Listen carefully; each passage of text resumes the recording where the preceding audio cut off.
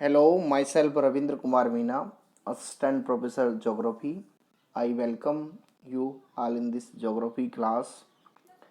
Today we are going to study and define the continental drift theory of Wagner.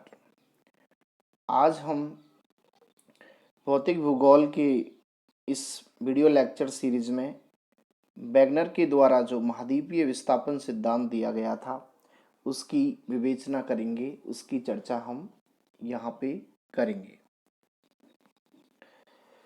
जो महाद्वीपीय विस्थापन सिद्धांत है उसमें हम ये पढ़ेंगे कि किस प्रकार से ये जो महाद्वीपों का जो वर्तमान स्वरूप है वो उत्पन्न हुआ है या वो इस स्थिति में आया है। इसके लिए वैगनर महोदय ने एक सिद्धांत दिया। वैगनर महोदय से पहले भी कई भूगोलवेत्ताओं ने इसके बारे में चर्चा की, हम उसको भी जानेंगे यहाँ पे। तो सबसे पहले हम देखें कि ये महाद्वीपीय विस्थापन सिद्धांत है क्या।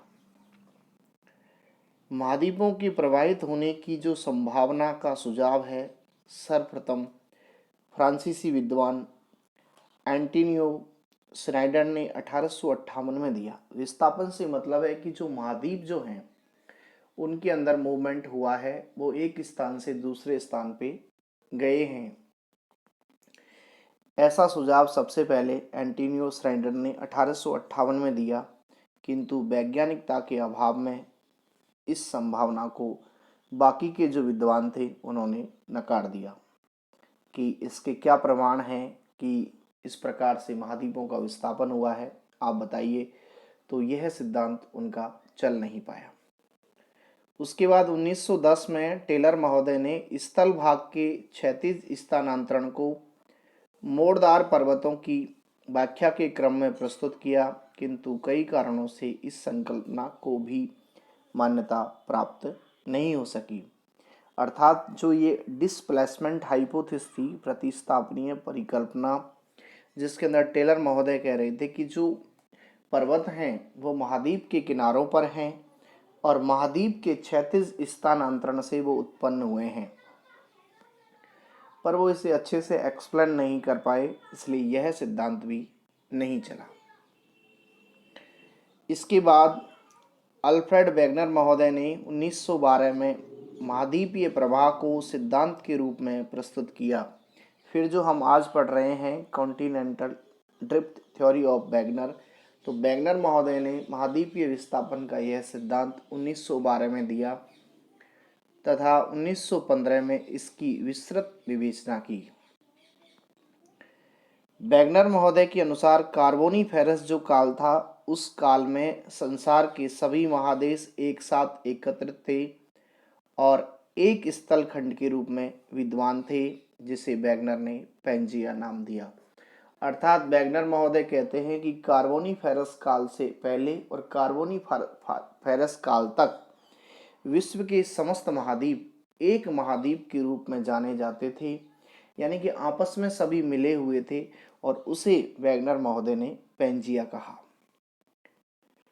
पेंजिया में विभाजन कार्बोनीफेरस युग में प्रारंभ हुआ और महाद्वीपों का जो वर्तमान स्वरूप है, जिसमें हम देखते हैं कि आज पृथ्वी के ऊपर 7 महाद्वीप हैं, ये सभी 7 महाद्वीप पेंजिया के विखंडन तथा इस विखंडित हुए स्थल खंडों के प्रवाहित होकर अलग अलग दिशा के में चले जाने के फलस्वरूप वर्तमान में जो स्थलाकृतियां या महाद्वीप नजर आते हैं वो स्वरूप यहाँ पे नजर आता है।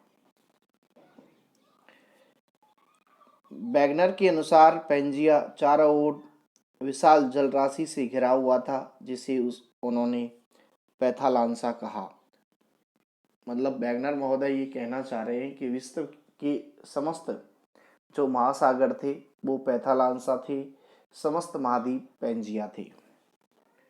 उनके अनुसार महाद्वीपों का जो ठोस भाग है वो सियाल है और महासागरीय भूभाग सीमा का बना हुआ है तथा सियोल जो है सीमा पर तैर रही है। अर्थात वो कह रहे हैं कि जो महाद्वीपीय जो ऊपरी भाग है वो सियोल का बना हुआ है, जबकि महासागरीय जो निचला भाग है वो सीमा का बना हुआ है। यहाँ पे कह रहे हैं कि सियोल सीमा के ऊपर तैर रही है।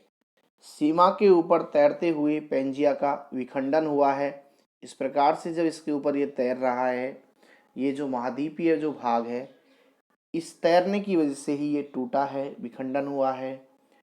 और प्रवाह मुख्यतः गुरुत्वाकर्षण शक्तियों की असमानता के कारण हुआ है। वैगनर के अनुसार जब पेंजिया में विभाजन हुआ तब दो दिशाओं में प्रवाह हुआ, उत्तर या विषुवत रेखा की ओर तथा पश्चिम की ओर। ये वैगनर महोदय के अनुसार बताया गया उस समय का ये महाद्वीप आपको यहाँ नज़र आ रहे हैं, ये पेंजिया है। और ये जो समस्त महासागर यहाँ नज़र आ रहे हैं ये पैथालांसा है। और यहाँ पे है ये इक्वेटर लाइन। ये कार्बोनिफेरस काल तक की स्थिति वैगनर महोदय बता रहे हैं कि उस समय का ये स्वरूप था। विषुवत रेखा की ओर प्रवाह गुरुत्व बल तथा प्लवनशीलता के बल के कारण हुआ। वो कह रहे हैं कि विषुवत रेखा की ओर जो महाद्वीप हैं उनका जो प्रवाह था वो गुरुत्व बल और जो प्लवनशीलता है, तैरने की शक्ति है, उसकी वजह से हुआ। और महाद्वीपों का पश्चिम दिशा की ओर प्रवाह सूर्य और चंद्रमा के ज्वारीय बल के कारण हुआ। यानी वैगनर महोदय कह रहे हैं दो दिशाओं में प्रवाह हुआ है, एक विषुवत रेखा की ओर हुआ है और एक पश्चिम की ओर हुआ है। विषुवत रेखा की ओर तो ग्रेविटी फोर्स और प्लवनशीलता, तैराब की जो शक्ति है, उसकी वजह से हुआ है, जबकि पश्चिम की ओर का जो प्रवाह है महाद्वीपों का वो सूर्य और चंद्रमा की जो सम्मिलित आकर्षण शक्ति है उसकी वजह से हुआ है। पृथ्वी पश्चिम से पूर्व दिशा की ओर घूमती है और ज्वारीय बल पृथ्वी की भ्रमण पर ब्रेक लगाते हैं। इस कारण महाद्वीप की भाग पीछे छूट जाते हैं तथा स्थल भाग पश्चिम की ओर प्रवाहित होने लगते हैं। फिर वो कहते हैं कि कार्बोनिफेरस काल में यह जो पेंजिया था वो दो भागों में टूट गया। एक उत्तरी भाग लॉरेंसिया और दक्षिणी भाग जो था वो था गोंडवाना लैंड। पेंजिया का गुरुत्व बल और प्रवनशीलता के बल के कारण दो भागों में खंडित हुआ। उत्तरी भाग लॉरेंसिया या अंगारा लैंड और दक्षिणी भाग जो था गोंडवाना लैंड कहलाया। और बीच का जो एरिया था, वो पार्ट जो था वो सी था, वो टैथिस सागर के नाम से जाना गया। यहाँ पे ये टूटे हुए नज़र आ रहे हैं आपको, जिसमें वैगनर महोदय आगे चल के ये कहते हैं कि जो उत्तरी भाग जो था लॉरेंसिया, उसके टूटने से यूरोप और एशिया का भाग और नॉर्थ अमेरिका बना, जबकि दक्षिण वाला जो पार्ट था गोंडवाना लैंड, उससे south America, Africa, Bharat, Australia और एंटार्क्टिका महाद्वीप है वो बना है। जुरासिक काल में गोंडवाना लैंड का विभाजन हुआ तथा ज्वारीय बल के कारण प्रायद्वीप भारत, आगे चल के क्या है गोंडवाना लैंड भी टूट गया। और टूटने का कारण बता रहे हैं ज्वारीय बल। तो दक्षिण वाला जो गोंडवाना लैंड का पार्ट था वहाँ पे भारत, मेडागास्कर, ऑस्ट्रेलिया, एंटार्क्टिका, ये गोंडवाना लैंड से अलग होकर प्रवाहित हो गए। इसी समय उत्तर और दक्षिण अमेरिका ज्वारीय बल के कारण पश्चिम की ओर क्या हो गए, प्रवाहित हो गए। पश्चिम दिशा में प्रवाहित होने के क्रम में सीमा की रुकावट के कारण पश्चिम भाग में रॉकी और एंडीज पर्वत बन गए। हम देखें तो दक्षिण और जो उत्तरी अमेरिका है वहाँ पे इस प्रकार की एक पर्वत श्रृंखला है जो इधर रॉकीज के नाम से जानी जाती है और नीचे जो है एंडीज के नाम से जानी जाती है। प्रायद्वीप भारत की उत्तर की ओर प्रवाहित होने के कारण हिंद महासागर तथा दोनों अमेरिकी महाद्वीपों की पश्चिम की ओर प्रवाहित होने की वजह से अटलांटिक महासागर का निर्माण हुआ और आर्कटिक सागर तथा उत्तरी ध्रुव सागर का निर्माण महाद्वीपों की उत्तरी ध्रुव से हटने के फलस्वरूप हुआ। कई दिशाओं में महाद्वीपों के अतिक्रमण के कारण पैथालांसा का आकार जो था, जो सम्मिलित महासागर था, वो संकुचित हो गया और प्रशांत महासागर बन गया। इस प्रकार स्थल और जल का जो वर्तमान स्वरूप था वो प्लायोसिन युग तक पूर्ण हो गया।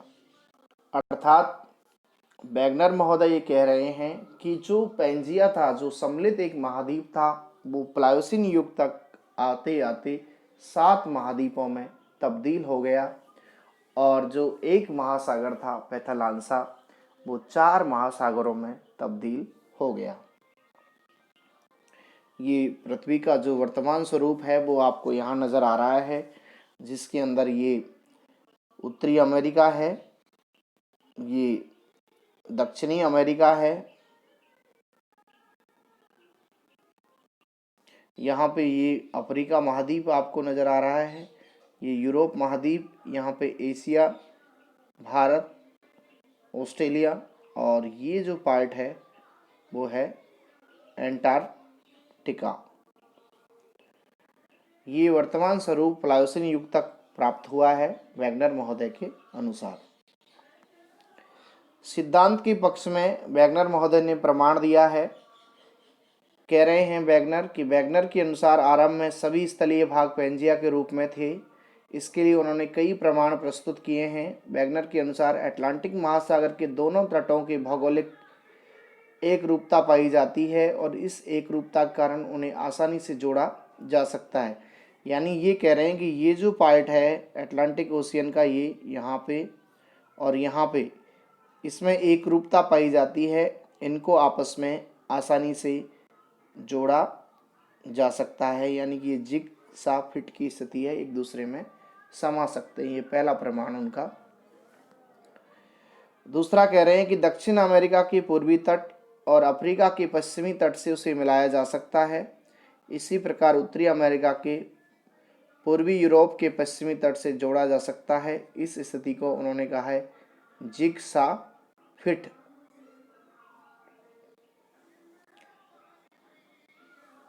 भूगर्भिक प्रमाणों के आधार पर अटलांटिक महासागर के दोनों तटों के कैलिडोनियन और हर्सियन पर्वत क्रमों में समानता पाई जाती है। यानी वो कह रहे हैं कि अटलांटिक ओशियन के जो दोनों तट हैं, एक तरफ उत्तर अमेरिका दक्षिण अमेरिका है, तो एक तरफ यूरोप और अफ्रीका है, दोनों के जो पर्वत क्रम हैं उनमें भी समानता है।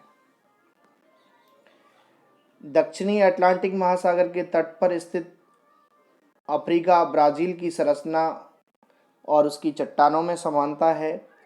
दक्षिण अमेरिका के पूर्वी अफ्रीका के पश्चिमी तटों का अध्ययन यह प्रमाणित करता है कि दोनों तटों की संरचना में एक रूपता पाई जाती है। इसके अलावा वो कहते हैं कि भारत, दक्षिण अफ्रीका, फॉकलैंड, ऑस्ट्रेलिया, एंटार्कटिका में यह प्रमाणित करता है कि सभी एक दूसरे से जुड़े हुए थे। ऐसा कौन कह रहे हैं? वैगनर महोदय। उन्होंने अपने सिद्धांत के पक्ष में ये प्रमाण दिया है। इसके बाद इन प्रमाणों को जब देखा गया तो भौगोलिक संरचना, भूगर्भिक जो आधार थे, वो उनकी बातें जो थी वो सत्य सिद्ध नहीं हुई, तो उसकी वजह से वैगनर महोदय की आलोचना हुई है। और इस सिद्धांत की आलोचना प्रवाह की शक्तियों के संदर्भ में की गई है, जिनको महाद्वीपों के प्रवाह के लिए वैगनर महोदय ने उत्तरदायी बताया था, वह उपयुक्त नहीं है। अर्थात सूर्य और चंद्रमा की गुरुत्वाकर्षण शक्ति में इतना बल नहीं है कि वो महाद्वीपों को अपनी ओर खींच सके। इसके अलावा वैगनर के सिद्धांत में परस्पर विरोधी बातें भी दिखाई देती हैं। पहले उन्होंने कहा कि सियाल सीमा पर बिना रुकावट के तैर रही है, और फिर कहा है कि सीमा से सियोल पर रुकावट आई है, जिसकी वजह से रॉकी और एंडीज पर्वतमाला बनी है। वैगनर ने उस बल के बारे में नहीं बताया जिससे कार्बोनिफेरस काल से पहले पेंजिया स्थिर अवस्था में था। अर्थात वैगनर महोदय ये नहीं बता पाए जब उनको पूछा कि भाई ये बताइए कार्बोनिफेरस काल में आके ही पेंजिया क्यों टूटा, इससे पहले क्यों नहीं टूटा है, तो इसका उनके पास जवाब नहीं था। फिर देखा गया कि अटलांटिक तटों के आधार पर वैगनर ने जो एक रूपता पर जितना जोर दिया है वास्तव में बहुत हद तक सही नहीं है, क्योंकि दोनों तटों का भूगर्भिक बनावट सभी जगह मेल नहीं खाती है।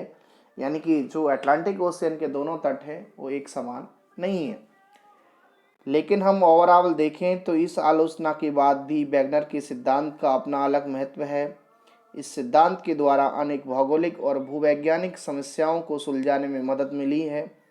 समय के साथ नए अनुसंधानों ने इसकी पुष्टि की है कि प्लेट विवर्तनिकी व पुरा चुंबकत्व सिद्धांत द्वारा इस सिद्धांत के समर्थन के कई प्रमाण मिलते हैं और वर्तमान में जो महाद्वीपों की संरचना है उसको समझने में ये सिद्धांत मील का पत्थर साबित हुआ है। नेक्स्ट पार्ट के अंदर हम प्लेट विवर्तनिकी सिद्धांत पढ़ेंगे। Thank you.